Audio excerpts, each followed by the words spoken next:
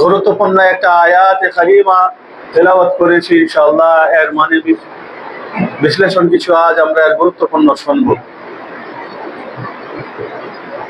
আল্লাহ রাব্বুল আলামিন সূরা আহজাব 29 নম্বর সূরা 53 নম্বর আয়াত আল্লাহ রাব্বুল আলামিন স্পষ্ট করে বলছেন, কুল ইয়া ইবাদি, হে আমার বান্দারা, তোমরা বলে দাও, ঘোষণা করে দাও যে যারা তোমাদের মধ্যে থেকে অন্যায় করেছে, নিজের নফসের প্রতি, নিজের প্রতি জুলুম করেছে, অর্থাৎ গুনার মধ্যে লিপ্ত হয়েছে, গুনাহ করেছে, লা তাকনাতু মির রাহমাতিল্লাহ, বলি একবার সুবহানাল্লাহ। তারা পর্যন্ত আমার রহমত থেকে বঞ্চিত থাকবে না। তাদেরকে শুধুমাত্র বলো তারা তওবা করে, তারা ফিরে আসে।